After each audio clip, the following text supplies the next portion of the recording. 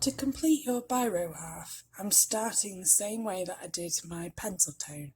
So I start with the really, really dark areas, just so I get on my nice dark tone, and then everything else I can kind of layer up from the lightest tone. So to get a dark tone, I leave no gaps between my marks. And then if I'm making a lighter tone, I leave some of the gaps so you can see a bit of the page. So where I've done that detail in the nose, I've gone over it, but just leaving gaps in between my marks. I do the same thing again, so I treat it exactly the same as when I do pencil tone, really. I work from one area outwards.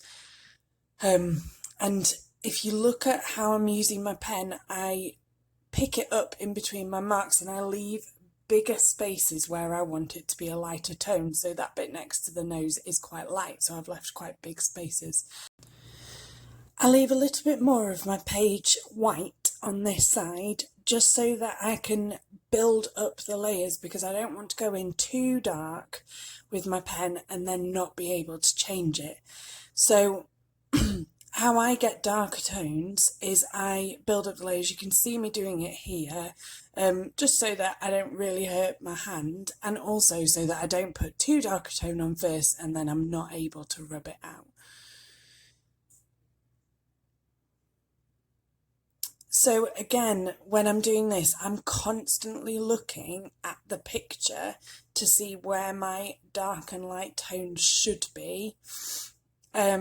And I'm making sure that I'm going over most of my lines. It's really useful if you've got lots of detail in your drawing for this side.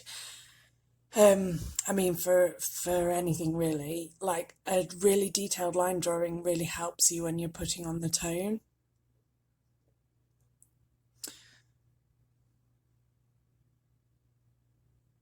And when I'm looking at the teeth, I am doing the same as I did last time. I'm trying to make them look 3D and rounded.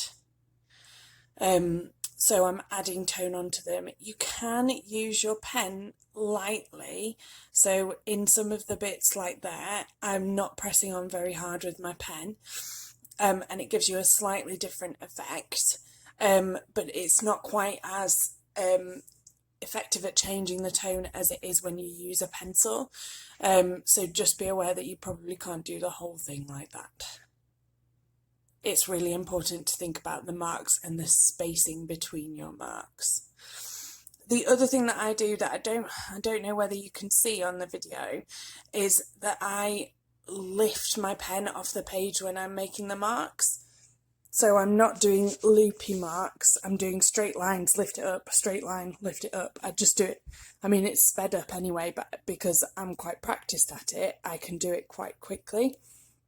And the reason that I do that is so that it's much easier to blend, because if you do a loopy mark, it's really difficult to blend two loopy marks in with each other, whereas straight lines and flicky lines blend in quite easily and quite nicely. You want to think about the tonal ladders that you've done with your marks for this as well. So on the cheekbone, to get a darker colour, I've just done a bit of cross hatching, and I think different marks in different areas can look really, really effective.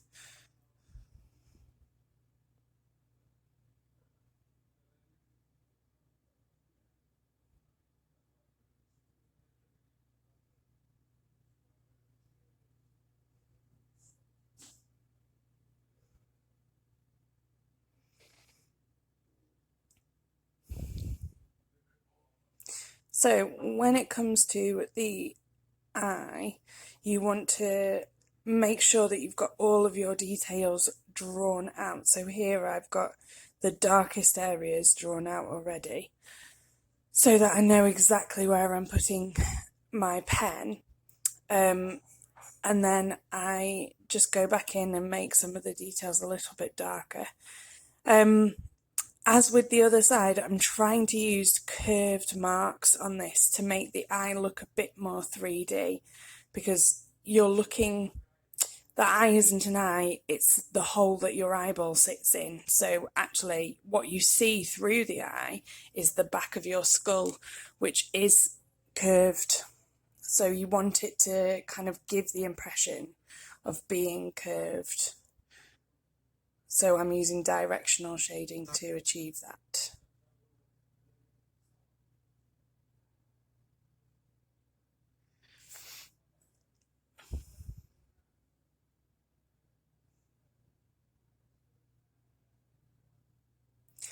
And I really want you to really, I know I keep saying it, but really look at all of the details.